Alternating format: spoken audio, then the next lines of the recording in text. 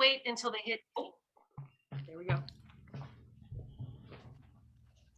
Hi, everyone, and thank you for joining us for Mystery at the Library.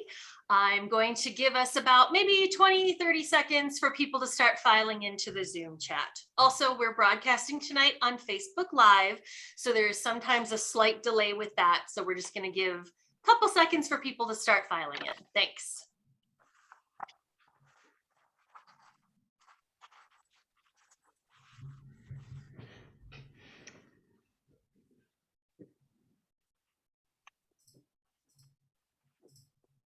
All right, I think we're about ready to go ahead and start. So welcome everyone. I'm Rebecca Vanook, the Executive Director of Library Reads. And if you don't know Library Reads, I hope you do, but if you don't, please visit our website, which is www.libraryreads.org, where you can find our monthly top 10 list.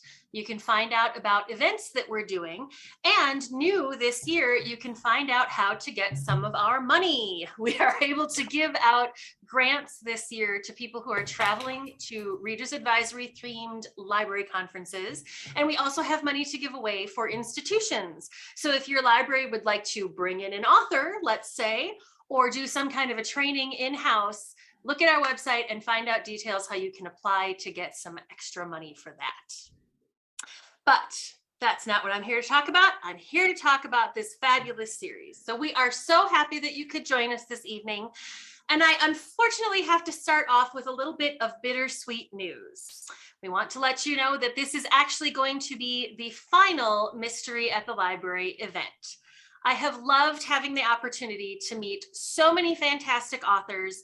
It's been great fun moderating this. And on behalf of Sourcebooks and Baker and Taylor, I want to say a huge thanks to you, our audience, for joining us each month. You have welcomed us into your homes, engaged in lively chatter with us, and you have asked our authors incredible questions. That is always my favorite part of each one of these, is seeing the audience questions. You guys rock. You do such a great job with that. So I have loved every minute of this. I know our friends at Sourcebooks and Baker and Taylor have too, and hopefully you did as well. So I do have a little bit of the normal housekeeping items to share. If you've got questions for our authors tonight, please use the Google form that's going to be in the chat box. They'll be answering questions the second half of the evening, so we'll have some time for you to think of some good ones and toss them out there to us. Don't forget, when you ask a question or you participate in our trivia poll in the middle of the session, you'll be entered to win a mystery book bundle courtesy of Sourcebooks. So this last evening together, we have a panel, which is always fun. We've got three truly extraordinary authors, and I have to say it's only appropriate that one of those authors, Julie Clark, is also the one that we kicked off the series with 2 years ago. So she opens it, she closes it. Thank you, Julie, for that. You're welcome. She is joined tonight by house favorites Carter Wilson and Joshua Moehling. So let's introduce each of our authors. Julie Clark is the New York Times bestselling author of The Lies I Tell and The Last Flight, both of which were #1 international bestsellers and have been translated into more than 25 languages. She lives with her family in Los Angeles and a golden doodle with poor impulse control. Next up, there is Carter Wilson, the USA Today best-selling author of 8 critically acclaimed standalone psychological thrillers. He is an ITW Thriller Award finalist, a 5-time winner of the Colorado Book Award, and his works have been optioned for television and film. Carter lives outside of Boulder, Colorado. And we've got Joshua Moehling. Joshua grew up as an Army brat and moved all over the US and Germany. After attending college in South Dakota and Mankato, Minnesota, he moved to Minneapolis and began a career in the medical device industry. And There He Kept Her is his first novel, and it's a doozy. It has kept me up the last 2 nights, let me just tell you that. That's a creepy title too. Right? You know, I love a good story about people in the basement. It's one of my favorite tropes. What can I say? I'm a little weird that way. So thank you all for joining us this evening. I'm so delighted to get to talk to you guys. Let's get right into it. We have little time, lots of questions. So for those in the audience who may be new to your books, can you describe your newest novel in a few sentences? And Julie, I'm going to start with you. All right. So The Lies I Tell is the story of Meg Williams. And Meg is a con artist who travels the country under assumed names. She's creating elaborate backstories to back up whatever lies she's telling. But her ultimate goal isn't necessarily to get rich, although that's kind of a nice byproduct of it. Her goal is to build the skills that she needs so that she can go home and take down the man who destroyed her childhood, stole her family home, and left her basically living in a car. But what she doesn't know is that there's an investigative reporter named Kat Roberts waiting for her in Los Angeles. And Kat was collateral damage on a con that Meg pulled many years ago. And Kat has her own ideas of revenge, her own plans for justice. And as the two women sort of circle each other with their lies and their fake names and all of their fake backstories, it becomes unclear who's conning whom and also who Meg's true target is. Carter, can you tell us about your new book? Sure. First of all, Julie's book is fantastic. So Thank you. I have lots to say about that one. I don't outline, so I only ever think of this opening scene, and then it just pops into my head, and then I just deal with that. And I had this just image of this guy, this mid-30s guy, with two 7-year-old twins. At a church, at a funeral, at his wife's funeral, she dies unexpectedly, and they're just ripped apart and they're heartbroken, and they're just trying to make it through this funeral. And he finds himself unexpectedly with a few moments alone with her in her casket, and he says kind of a final goodbye. And when he does, his cell phone vibrates in his pocket, and he checks. Normally he wouldn't check, but he's kind of convinced it's her. And he checks and he finds out he just won the Powerball. And so I wrote this scene and I'm like, okay, now what? But so it's an exploration of like, how does your brain handle these massive monumental mental events? And he doesn't handle it well. So it was an exploration. It was really psychological. It was an exploration of how he moves forward. Love it. And Joshua, tell us about your book. So, Erdrich chapter opens with two teenagers who break into this old man's house looking for prescription drugs. And what they don't realize is that this old man has a lot of secrets that he's been keeping for a really long time. And he will go to any lengths to protect himself and those secrets. Looking for these kids is Deputy Ben Packard. The setting is a small town in North Minnesota, and he is new to town, new to his job. He was a police officer in Minneapolis, and he had a tragedy in his life that had him kind of looking for a fresh start. And he actually grew up in this small town. He spent his summers there at a family cabin. So now he's back many years later, trying to figure out how to be a police officer and a gay man in this small rural setting.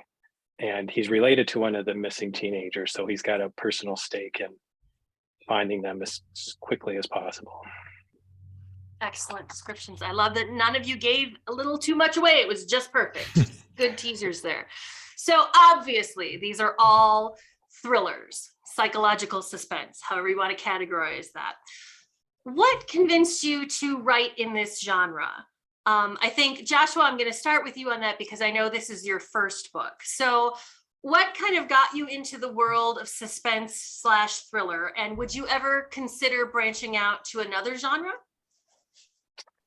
Yeah, so this is the first book I published. I'd written two before it. I wrote a middle grade book, and then I wrote, I guess, a thriller before this one. And it had the same setting, and there's some problems with the plot that just didn't work.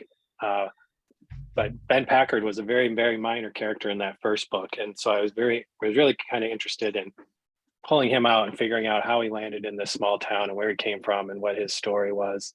So I pulled him out of that book and wrote a whole nother book just to figure all of that out. So I don't know, I guess I kind of backed into the thriller genre. I don't know that I purposely set out to write in this space, but I've written 2 books now. 3, the next Packard book is written. But yeah, I love it. And I think I will write out of this out of this space. I've got an idea for a book that's not a thriller, doesn't involve Ben Packard. It's probably more of a historical novel than a thriller. Oh, that'll be interesting. We'll look forward to that. Great. Yeah. Carter, how about you? Well, I started writing kind of accidentally about 20 years ago with zero background in it. I had literally no clue of what I was doing. And I was very lucky to get an agent with my first book, but my first 3 books never sold. But it was my agent who told me I was writing a thriller. I'm like, oh, okay. I didn't know. I didn't know what a thriller was. You know, I find genres to be very blurry. But I think ultimately I'm attracted to conflict, and I'm attracted to getting into somebody's head who's in a lot of trouble and almost like cathartically thinking, what would I do in this situation? It's a very safe way of exploring some very scary and some very real issues. And then, you know, when I'm done writing for the day, I can retreat back to my vodka, so I don't have to actually deal with it. But I've always been interested in that kind of, like, Stephen King is one of my favorite. I just love the idea of, like, you know, let's not go over the top, but let's what would you do if this could happen to you, and let's explore that. So that got named thriller. That's a great exploration of your own psyche, I think, right? Mm-hmm.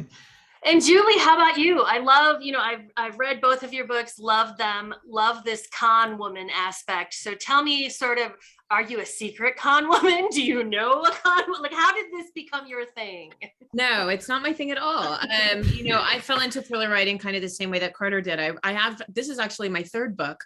My first book was an upmarket women's fiction book. And then my second book, The Last Flight, when I sent it to my agent, she read it and sent it back and said, this is a thriller, so you need to rewrite it so that it has all the beats and the twists and turns that a thriller would have, which of course I was like Googling what is a beat, because I don't even know what that is. And so at that point, you know, and then The Last Flight did so well, it was sort of expected that I would sit in this lane for a while. So I like being here. I love writing thrillers. I wanted to write a book about a female con artist because I was listening to a podcast about a con artist in Australia. And I just remember thinking, like, I think women could do it better. I think if women could be better con artists than men, because we're inherently more, well, I would say we're less threatening. I was about to say more trustworthy, but I don't necessarily think that's true. But I do think we're less threatening. And so we don't put up a lot of the red flags that, you know, men might put up. And so that idea intrigued me. And so I started thinking, like, why would a woman be a con artist? What might she want to get out of that, you know, besides money? So there we go. That's great. So let's talk about characters for a bit. In each of your books, the main character is morally gray, let's say, meaning that they're not all good, but they're not all bad either. They all have reasons that compel them to work the way that they do and to do the things that they do. And I will tell you, as a reader, I am really drawn to characters like that, because I think everybody is shades of gray, right? And I sort of feel to myself like, oh yeah, I could pull that off. Like, Julie, in your books, I'm like, oh, I could totally do that. Oh yeah, that she did the right thing there. And I'm like, wait a minute, what? Like, where did that come from? And Carter, I totally understand this whole, like, you know, this is a part of, this could be in everyone. What would we do in these situations? And Joshua, you know, you've got this guy who's really struggling to balance his personal life that he wants to keep secret versus his professional life. And then he's got family digging in with his professional life too, which just adds another layer on that. So let's talk about the development of your characters a little bit. Can you tell us sort of what compelled you to write them the way that they are? I know some authors are like, okay, these characters pop into my brain and they don't let me go until I've told their story. And other times you're like, no, I have the story plotted out, but I wasn't sure what the characters are going to do. And then it all just sort of fit together. So how do you create these characters and keep them just on the right side of good and just on the right side of bad? Carter, let's start with you.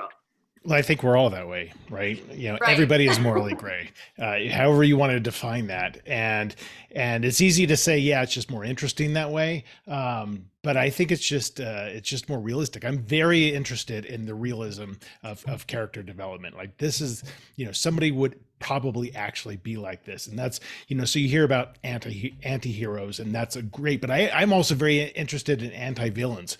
I think villains shouldn't be this snidely whiplash, very black and white, evil person. They should be really believing that what they're doing is right for them. So that is so interesting to me, because I think it really reflects the reality. And it all comes also from what you read, what you watch, and I'm drawn towards those kind of characters because because you the characters that you kind of hate yourself for loving a little bit are great, whether you're supposed to like them or not. Those are the ones that are compelling to me. Sort of tells you a little bit about yourself, doesn't it? Volumes. Right. Julie, how about you? Well, for me, I mean, I agree with Carter. I feel like, morally great characters are really interesting to read.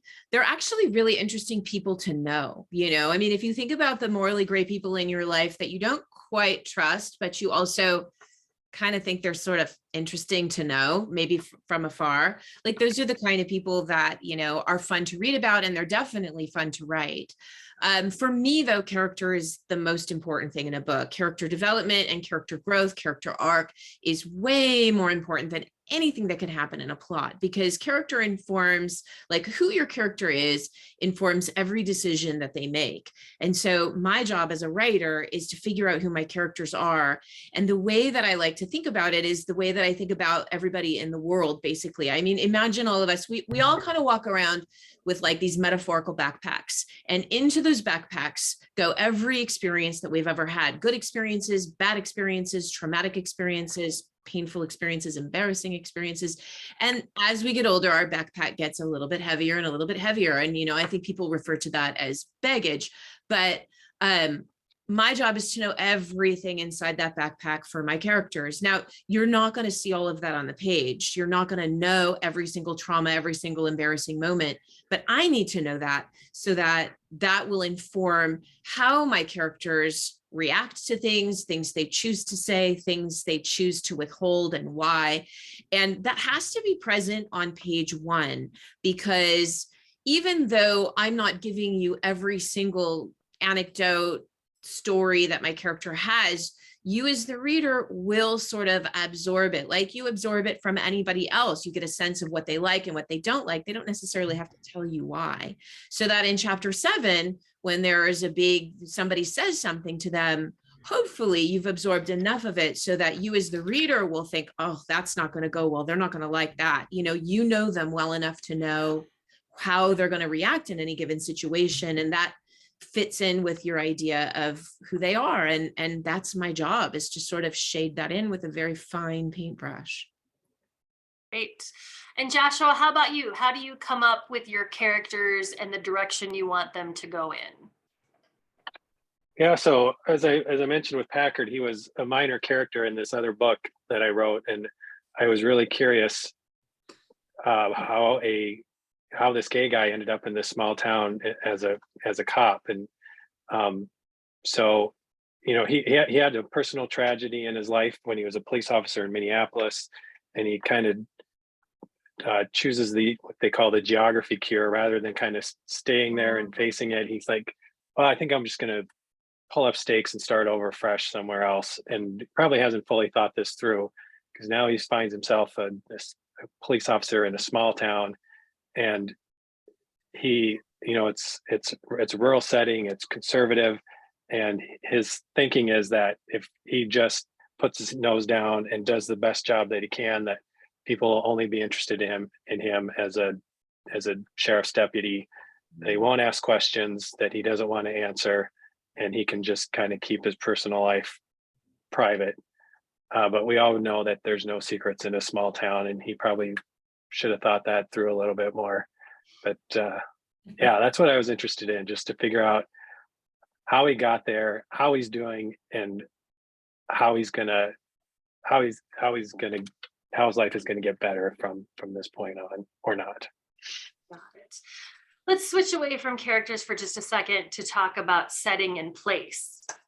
All 3 of these have very clear sense of where they are put, and the reader really gets to know things. So I'd like to hear a little bit about that. So Julie, for example, I honestly felt like, oh, I have a realtor friend in Los Angeles, because I'm finding out all of these details about what that's like. And she's talking about these neighborhoods, and I feel like, sure, I know exactly where that is, even though I don't.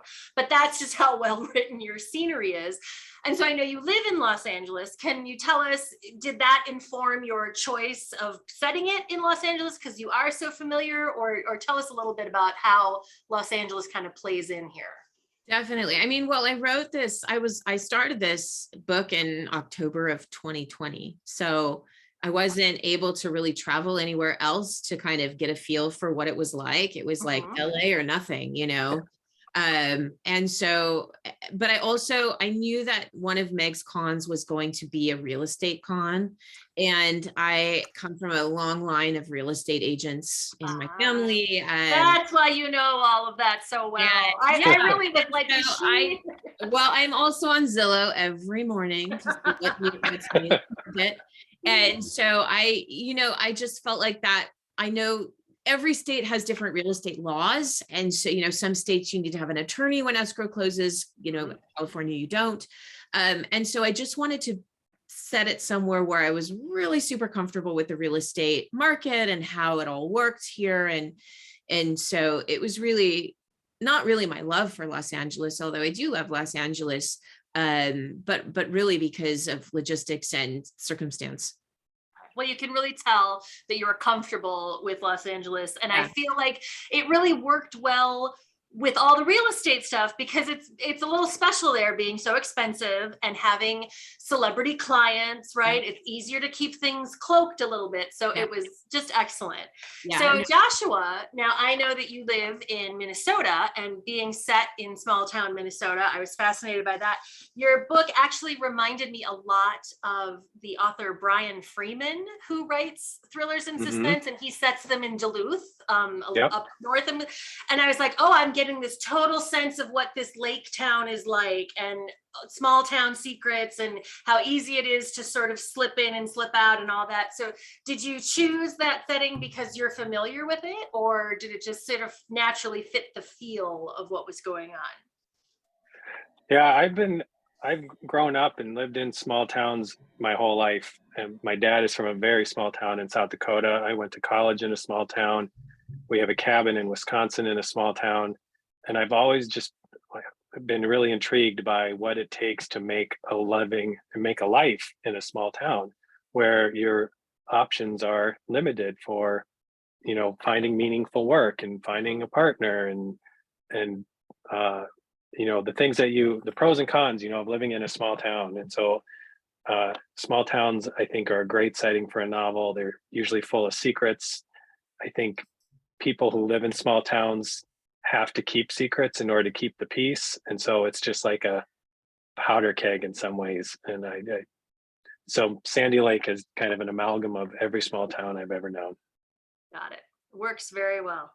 And then Carter, now I know you're in Colorado, but this is New Hampshire. So tell us a little bit about why you decided to pick, that's where they end up with all their winning. Yeah, I tend to write about places I don't know anything about, just because it's interesting to me. And my fifth book, Mr. Tinder's Girl, I just randomly chose to set in New Hampshire because I'm like, New Hampshire sounds creepy.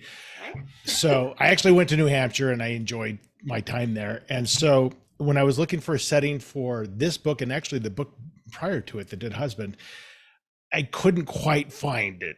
So I'm like, I'll just make it up.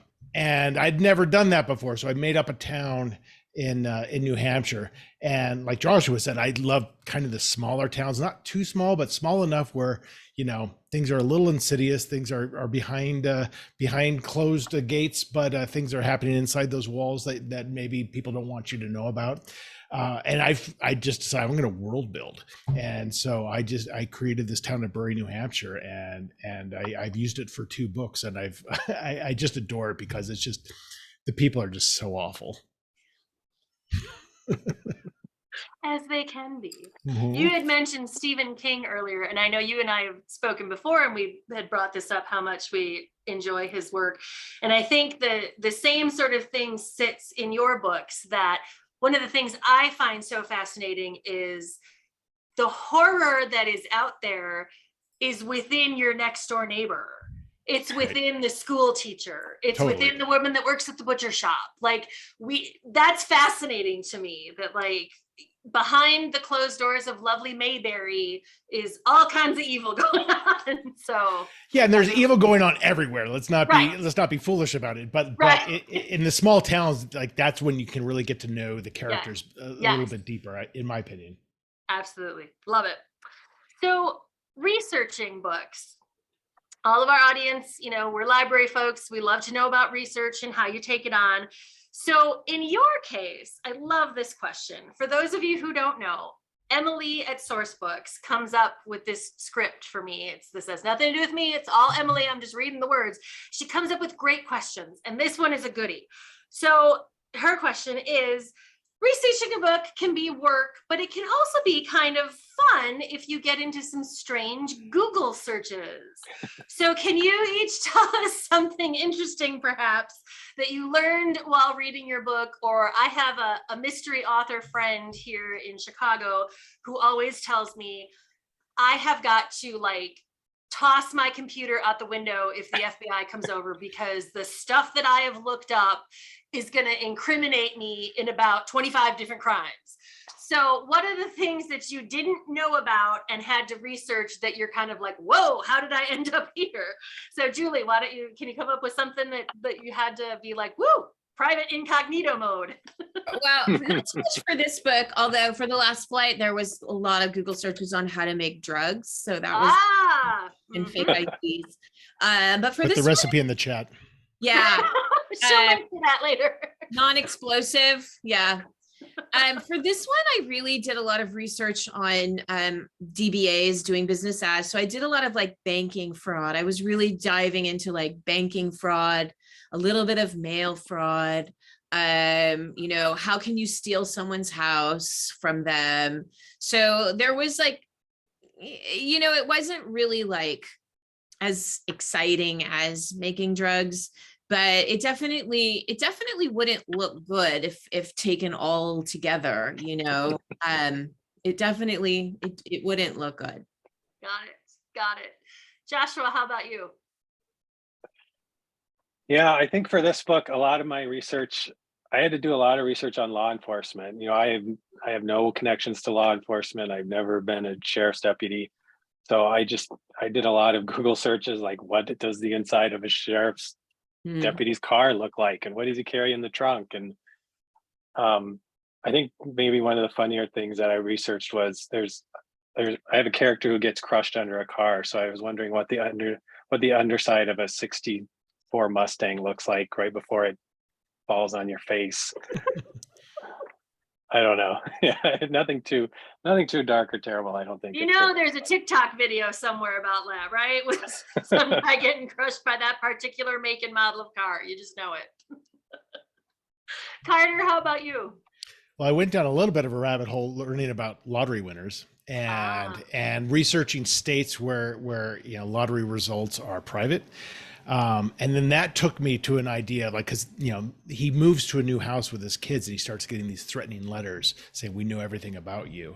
So I decided that, you know, they sold information about his lottery winning on the dark web. So I'm like, how do you get on the dark web? So I went pretty deep researching like how to get onto the dark web and then what you can do when you're there. Did you do it? Did you go there? I didn't because I've read stories that's literally the second you get on, they're like, oh, here's your address, here's your phone number. I know everything. So I was scared, but I read a lot about it, but I didn't pull the trigger, you know, because I figured that was gonna, I don't know, it felt scary. I mean, I know a fair amount about stealing people's identities. So like you maybe want to back away from that one. Okay, thank you. Good advice. Point taken. Good warning. Yes. So, you know, I spent a dozen years as a public librarian, and I always used to laugh because the algorithms had no idea what to feed me for ads because I was answering so many different reference questions Like, who that are were you? not connected to anything at all. And they'd be like, we don't really know what she wants. And so I would love to see your That's ads great. that pop up after you do some of these searches. Incognito mode. Everything is in incognito mode. Incognito mode for sure, right? Okay. All right. Well, we have a bunch of questions that have come through, and I know we want to get through to those. So let's go ahead and transition into our audience participation part of the evening. So we are going to find everyone's best thriller subgenre. In just a moment, a question is going to pop up on the screen. And similar to those magazine quizzes we all took in junior high and all that, jot down or remember the letters of your answers. And then at the end, the letter that you've chosen most is your personal thriller genre. So those will pop up in just a moment. And for Facebook Live participants, the questions are going to be entered into the comment section for you to answer as a comment. Now remember, every time that you answer a question or ask a question, you are entered into our mystery prize pack. So while everyone is looking at those, I want to take this quiz too, actually, although I'm pretty sure I know exactly what kind of thrillers I like. While we're doing that, I always love to ask our authors, what kind of books are they reading right now, and some recommendations for us. So Julie, if you could go first and tell us a couple books that you're currently loving to put into people's hands. I have actually had a really good reading streak lately, so I'm good about that. I read and loved The Measure by Nikki Erdrich, which is the story. It's about how everybody in the world gets a box on their porch one morning and there's a string in it, and how long the string is basically how long you have left to live. And everybody's like comparing their strings and what do they mean, and what does it mean to have a short string, and what about all those people who choose not to look at their string at all. It was really fantastic. I just finished Ashton Hall by Lauren Belfer, which had like crazy mad Rebecca / Kate Morton vibes. Highly recommend that one. Counterfeit by Kirsten Chen was a fun one. These women decide to make counterfeit bags, and it's kind of like a little heist. It's a heist book. It's fun. We Lie Here by Rachel Housel Hall. I love anything that Rachel writes. If you haven't read her books yet, please do. You should. And the last one that I read and loved was This Time Tomorrow by Emma Straub, about time travel, which time travel can be tricky for people. And I understand that a lot of people don't like time travel books, but like this one is really good because she gets to go back to her 16th birthday and see all the people that she loved when she was 16 and be 16 again. And like, I'm 51, and I would love to go back and be 16 for a day, just a day. It would be pretty great. So those are my books. Awesome. Carter, how about you? What are you reading lately? I'll just give you a couple, and I tend to read mostly nonfiction, but I recently read Never Coming Home by Hannah Mary McKinnon. And it was great because it was all told from the point of view of the quote unquote villain, who was funny as hell. And it was just her writing ability is superb. So I definitely recommend that. But I had a chance to actually share a panel with Karen Abbott, and she's primarily known as a nonfiction writer. She wrote her recent release is The Ghosts of Eden Park, which is all about George Remus and 1930s or 1920s Prohibition era bootlegging. And, it's not a thriller, but it is amazing. It's the kind of thing where you're like, you can't make this stuff up. So I highly recommend that. Excellent. Joshua, how about you?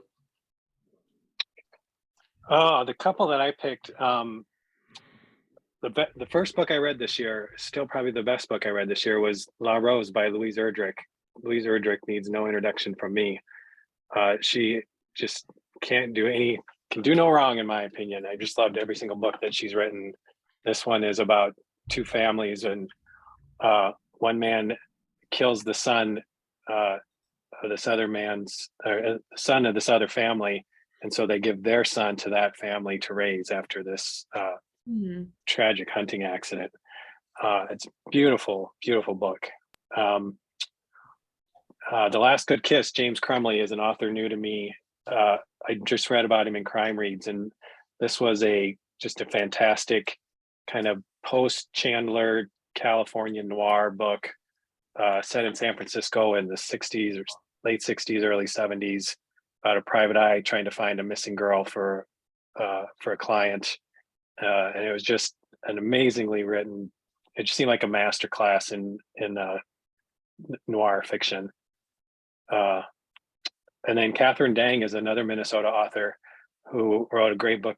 It came out a couple of years ago now, I think. It's called Nice Girls, about a college-aged young woman who gets kicked out of college. She comes home to her family south of Minneapolis and ends up investigating a murder of her high school friend.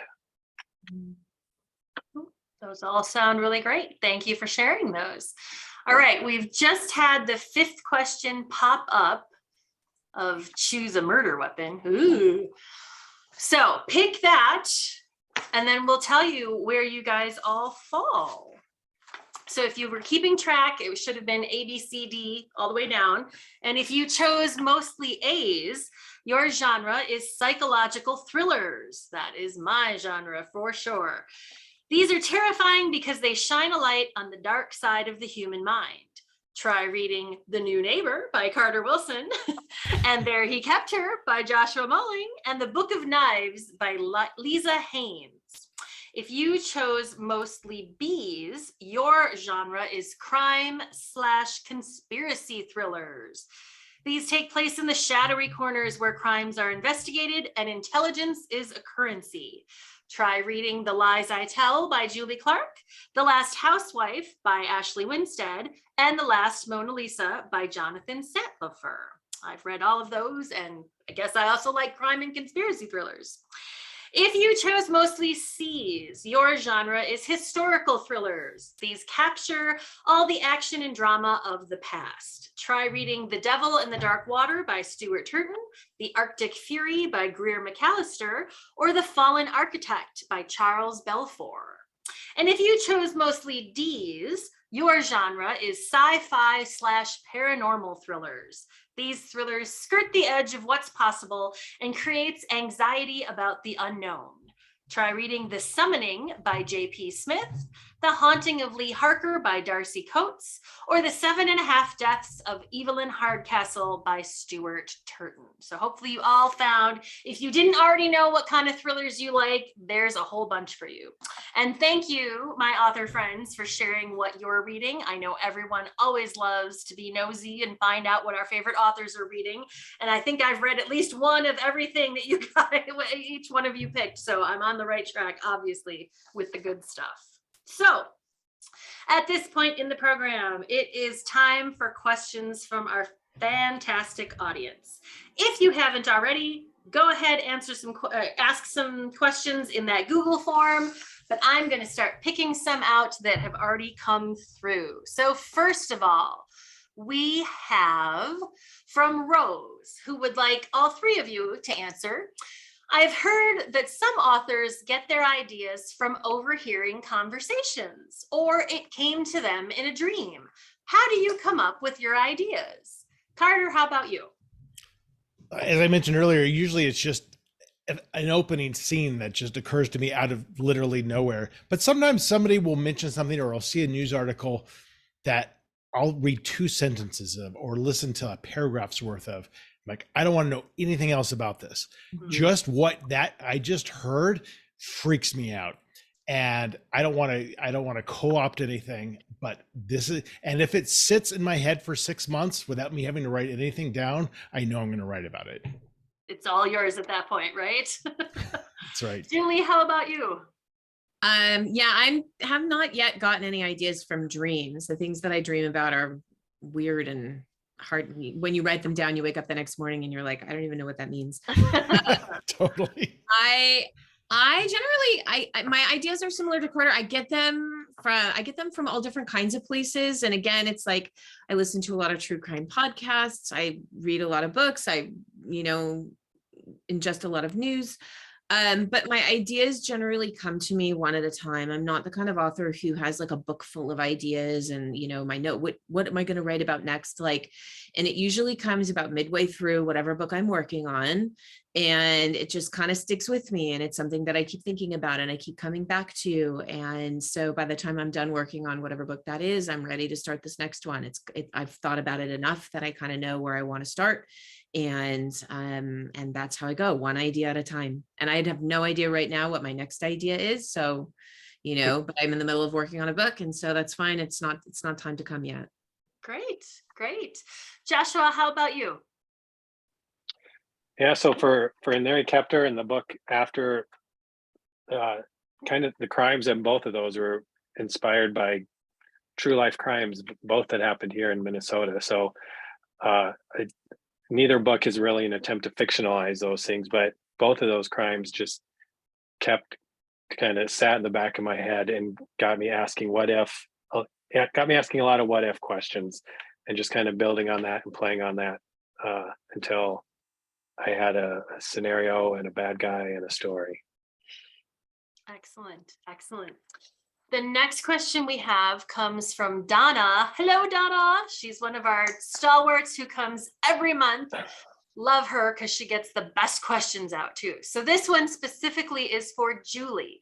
She would like to know if you could chat a little bit about writing a morally gray main character who comes from a place that is often malevolent. How do you, assuming that you are not a con woman person, how do you get yourself as a nice everyday LA person into this mindset of revenge or vengeance? Is that hard? Is it easy? Tell us a little bit about that. I think that it's hard, but I also think I don't believe that there are truly evil people in the world. I think that I take that back. There are psychopaths and sociopaths, and they are in a league all their own. But I think the rest of the people we consider to be bad guys, I don't think that they're bad people. They're just doing bad things. And I don't think that they would even consider what they're doing bad, because I think when you're in the middle of being bad, you think you're doing what you need to do to get to the place where you can be good again, right? I don't think that, I work with kids, and I believe that, there is no such thing as a bad kid. And I think that is absolutely true.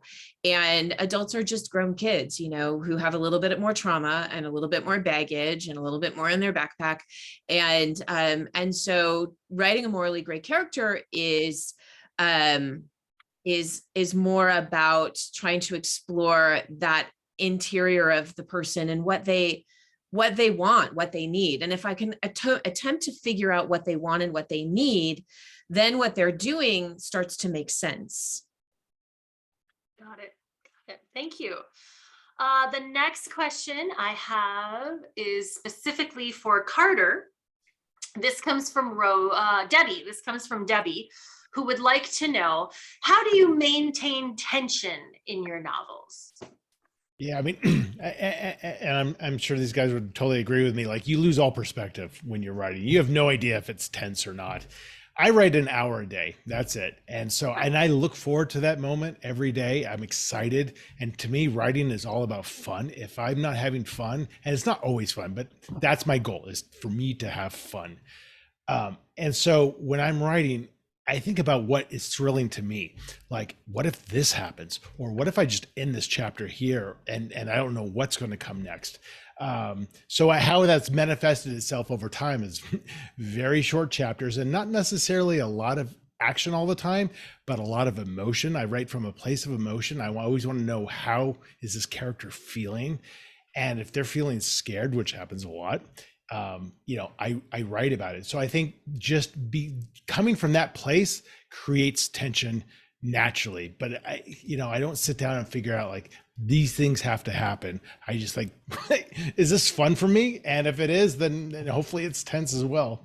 That's a terrible answer. Sorry. No, I was just going to say that's a great answer, because I think someone who writes action or adventure would totally answer that differently and say, oh, I have to really track my pacing and I have to make sure there's something exciting happen and everything. And I love the way that you're just oh no, I deal with what's going on in that character. I deal with fear, and that creates a tension. So that's a wonderful answer. The only thing I'll add to that is I will say I look at every sentence when I go through editing, and I try to distill it as much as I can. How can I say this 2 paragraphs in 4 words, Mm. and really make it like much more meaningful and much more potent, and also the pacing becomes faster. And that's not really a mechanism that I'm trying to do, like in terms of like creating tension. It's just, it's just interesting to me. It's a challenge. That's great. Thank you for that. Joshua, I have a question specifically for you. This one is from Donna, and she would like to know if you could comment on the themes of retribution and revenge in books. Do you have No plans? pressure. She's like, yeah, no pressure. Just give us a good literature course right here. Specifically speaking for you, do you have plans to further explore the notion of the tormented becoming a tormentor? And maybe tell us a little bit about that. If you take a moment to think if you need. Yeah. Please use text evidence to support your answer. I'm getting my blue college essay book out. Just have links that we can drop in the chat for everyone to follow. No, it's a good question. I mean, that's really what I was trying to explore in Mary Kepter, was this idea of could I have this character who's done horrible, terrible things, but I didn't really want those horrible, terrible things to be in the present. That's not the scenes that I really wanted to write. But could I have this guy who did this terrible stuff and never got caught, and now he's an old man, and could he still be a threatening character, a scary character? Could he be a sympathetic character in some scenes? Is this a theme I'm going to keep exploring in other books? I don't know. It's the second Ben Packard book is written. I don't think that's really a part of that book, but it's a great material to mine for sure. Great. I have a question for all 3 of you. This is from Beth, who would like to know, does your character come first, or do you get the general plot line, or does it vary with each of your books? I always find that a fascinating question as well, because every author seems to have a little something different about how they do that. Sometimes it starts with the character, they write a story for that character. Sometimes they know their plot, then they figure out who the people in it are. How do you guys handle that? Josh, let's start with you. Yeah, so I started with the character of Ben Packard, and now I'm writing a series with him. So I'm always starting with Ben Packard. It's always his story, and what is he doing, and what is he getting up to, and he's got to have a crime to solve in each book, and then there's an arc that's going to go across these first several books about his missing brother who disappeared a long time ago. It's the reason their family stopped coming to this small town, and so he's in a position to investigate that and hopefully find out what happened to his brother all those years ago.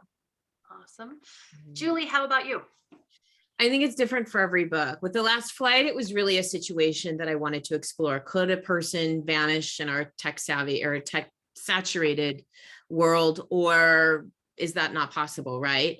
But with The Lies I Tell, it was really about a con artist. I really wanted to write a con artist book, and I wanted to write about a female con artist. And so for this one, it started with character and what kind of a con artist would she be? I didn't want her to be a sociopath. I didn't want her to be just evil. I wanted her to be somebody that the reader is going to root for. They're going to care about her. She's doing bad things, but because we know enough about who she is and what she wants and all of her pain, we understand why she's doing what she's doing. So with this book, it was definitely character, but it's not always.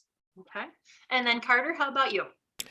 Yeah, I really resonate with what Julie said earlier about the backpack. I think that's a great way of putting it, because to me, the plot comes last. And that's mostly because I don't plot. And I don't even know what the ending is going to be until like I'm 80% into the book. And that's not to say the plot's not important. It's critically important. But the character and the emotion is so much more important, because if you don't care about the character, you're not going to care what happens in the plot. And so when I start writing, I know all the stuff that happens and that has happened in this person's past and what they're haunted by. And that's not going to come out for 50, 100 pages easily. But I know from sentence one that this person has got some issues, and what do they feel about that? And that's so important to me. So it's much more about the character than anything else. Great. I have a question here from Carly, who says, there have been a couple mentions so far from all of you about having the genre of your work suggested by an outside party, such as your agent or your editor. How does this change how you view your work? Julie mentioned that it changed the beats, that she had to figure out what that was. But did any of that ever lead you to changes in your manuscript once you've decided to write a thriller? I know, Julie, I think you also said you had submitted something and they were like, oh, this isn't women's fiction, this is a thriller. You got to change it up to be the thriller. Yeah. Can you expand just for a minute or so on how that sort of changed you having to rewrite it? I think that's a lot. It's a lot of how you land information on the page. So what do you want to withhold from the reader? What do you want them questioning? And when are you going to reveal it? And it's an exchange of, it's a constant flow of once you answer a question, you have to introduce a new question. Your reader is never not wondering about something all the way through. It's like breadcrumbs, you pick up one breadcrumb, but there's another breadcrumb. Like those are the questions that your reader is trying to have answered. And every time they pick one up, that's more information that has been revealed to them. And some breadcrumbs are big and some breadcrumbs are small. And so, that's only part of it. Like we don't really get, I can say, I'm writing in the suspense genre. I'm writing domestic suspense, psychological suspense, like all of those are kind of under the thriller umbrella. And I would just like to remind everybody that we don't actually get to choose what our genre is. Our publisher says, we're going to market this as a thriller. We're going to market this as psychological suspense. We're going to, and so, it's not always, if it were me, I would say I write more literary suspense. That's how I would categorize, but I don't think that is a thing. So I'm a thriller writer and I'm sitting alongside another thriller writer who writes, domestic suspense, who's sitting alongside another thriller writer who writes horror suspense, right? So it's a little gray. It's funny for library folks because in our training and in our everyday work, we really want to categorize stuff so that we can get the right book to the right person. Right. And there has to be a moment, I think, where we need to step back and say, okay, that doesn't mean anything to this reader. They're not familiar with our lingo. They don't know the difference between a domestic suspense and psychological thriller and whatever, like we have to distill it down for them. So that's interesting to know that you guys also, as you're writing and editing, have to be kind of thinking about that too, but that someone else does the thinking for you in how they're going to market it. Yeah. I do think that it's nice that we don't have to be the ones naming what we're writing. Yes. Like that's a relief. But it's difficult, right? Because once you get a certain number of books out, so I only write standalones, and I'm so excited to do something new every time, and then it does become, hey, there's not enough tension in the first 100 pages. I'm like, I wasn't really going for, or you get readers who, even though I write thrillers, mystery readers read thrillers, and they'll say, I was guessing who it was from page 50. I'm like, I wasn't trying to hide that from you. Yes, right. I wasn't intending to write a mystery. Like I'm just writing the story I want to write. And it does become, so, Joshua's comment earlier is wanting to write or intending to write kind of a different book. You start to get the questions of like, well, are you going to write that under a different name? Are your readers going to expect something, so, and I get it because it's an industry, but it does become a little bit difficult. I think as an author, we all would like to say, look, if you enjoy my books, no matter what genre I write, you're going to like what I write. So bye. And Joshua, I'm going to turn this over to you a little bit to ask, so with this being the first in a series, yay, I'm excited. Did you know that when you were writing it, that he had more to do? Or were you like, I'm just going to submit this as a standalone and then got convinced to make it in a series? Just curious. As I was writing it, I started thinking I could probably write several books with this guy as the main character. Nobody was offering me multi-book contracts at that point, but if it came to that, I was like, when I finally met with the editors at Source Books and they asked me what my intentions were, I was like, yeah, I could write 3, 6, 9, 12 novels with Packard if you want them. So yeah, we'll see how it goes. They want 3 of them for sure, so that's what I'm committed to right now. I love the confidence of you want 12 novels? Sure, I'll do that. That's fantastic. He's a great character, and I said when I read it, this has like Kinsey Malone, Sue Grafton vibes all over it. It is filling that Sue Grafton hole that we so desperately have and need to get filled, and this guy fills it for sure.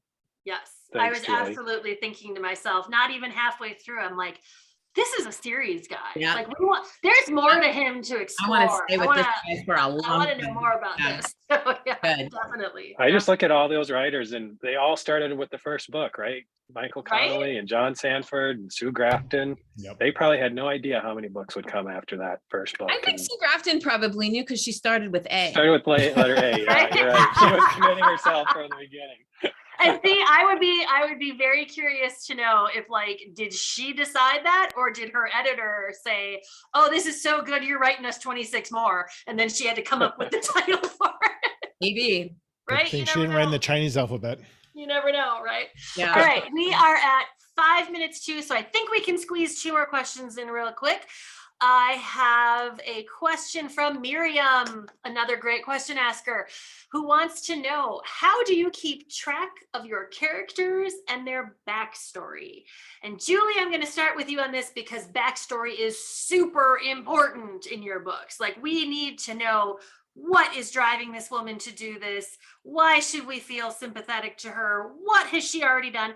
Do you write down notes to yourself? I try to. I mean, I like have a note card here that I try to key, like, here's when. I have it in front of my computer. It's the book I'm working on right now. This is just basically like, when was everybody born?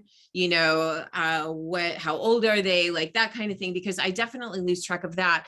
But as far as backstory, it's constantly changing. So as I revise a book, and I need my character to feel a certain way about something or to react a certain way about something in chapter 7, I realize, like, she can't just feel that way because I need her to feel that way. She has to feel that way because of something that happened to her. So, oh gosh, now I need to figure out what happened to her. Now she's going to be upset about this. And then I got to go back all the way to chapter 1 and like layer in that sort of personality trait over everything she does, everything she says. It's very meticulous work. I'm not very good at remembering things. And so there's a lot of times where, like today I made a note in my manuscript of like, who's Yvonne? Like, it's the first time I've heard that, like, who is Yvonne? And so there's just a lot of like, the more you work on a manuscript, it's like dough. The looser it gets, the more shape it takes, and the easier it is to remember what you wrote in chapter 2. And Carter, I know that when we've talked before and you've mentioned tonight, you don't outline, you don't do any of that stuff. Do you find yourself having to be like, oh no, what did I do in chapter 3 that now needs to mesh with chapter 9? Or does it all just kind of flow? All the time. Yeah. Character traits, I like my characters just to evolve. So I don't, as I write, I decide, oh, maybe this is what they're about. And then to me, it's all write it. And to me, it either sticks in my head. And if it stays in my head, then I know it's worth keeping. Or I have to go back and reread my manuscript a number of times. And that's how I remember stuff. And sometimes I make bad decisions and I delete that and change it. But so it all comes alive in the editing. Got it. And then Joshua, same thing. How did you sort of create this persona for Ben Packard? Do you have him all figured out, or are you still learning as you're writing him? Yeah, I pantsed the first book, and it took 15 revisions over several years to get it to the point where it finally sold. So it was a lot of work. And then I just finished the second one and I plotted that one. So I spent a lot more time thinking about the crime characters. I spent about 3 months just writing backstory scenes that I knew were never going to be in the book, but I needed to know where these people came from, what their childhood was like, how this person died off camera, and it all just helped inform the book before I even started writing. Okay. All right, we are going to have to close it down here soon, but I don't care. It's the last one. I can do what I want. I am going to ask one more question because it's a great one to end on, I think. This is from Vesna, who says, we like to think of a signature cocktail and dish to go along with the book that we're discussing for the month in our book club.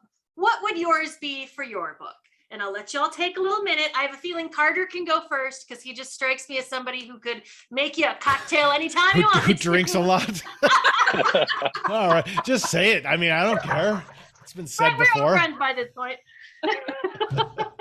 What do you think? Is there something that you would suggest would go well with my characters tend to drink whiskey, which I don't at all. So I don't know why I chose that, but like I drink when I write, and I have a gimlet, a vodka gimlet, preferably Grey Goose, but it's just Grey Goose, a little fresh squeezed lime, and a little simple syrup, and that's it. It's very 1950s. It's very to the point. That's what I would recommend. That's why you look forward to writing every day. That's right. I don't look forward to writing 1 hour a day.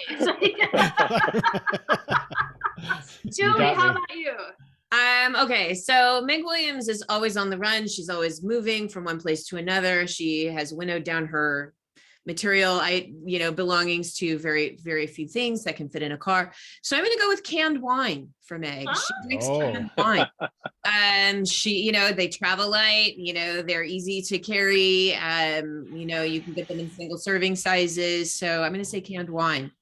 All right. And Joshua, I would say maybe an old fashioned, but that's technically more Wisconsin than it is Minnesota. So what do you think? I was just going to say, small town with Minnesota and Wisconsin, they're known for their supper clubs. Yes. And I'm from Wisconsin, so yep. The drink at the supper club is a brandy old fashioned. So all right, I guessed right. Woo! All right. That's not a Leinenkugel? Liney. We call them Lineys here, right. Julie. Oh, thank you so much, everyone, for talking with me tonight. I think this is a wonderful high note to go out on. You guys are all fantastic. And I think I can speak on behalf of everybody attending that you were all wonderful and we loved all your answers. So thank you. Thank you. We have listed the winners' names of the book bundles in the chat. Beth Thomas, Vesna Dan, and Rose Marcine. Please email Emily at Sourcebooks with your email address so you can claim your prize. Julie, Carter, Joshua, thank you so much for taking your time tonight. And a big thank you to everyone who joined us this evening to listen in. Those of you who have been here throughout the mystery of the library program the last 2 years. If you would like to stay on top of Sourcebooks titles, because they're all so wonderful, sign up for their fabulous newsletters that the marketing team at Sourcebooks works hard to put together. If you go to their website, you'll see they have different ones for different genres. They have a special one for library staff. Go sign up for those and stay connected. If you ever have questions about library reads, please check our website. Again, that's libraryreads.org. Or if you ever have a question about our list, about our process, anything we do, keep in touch with me. I am Rebecca at libraryreads.org. Thank you again for joining us. Stay safe, everyone, and happy reading. Thank you, everyone. Bye, everyone. Thank you. Bye.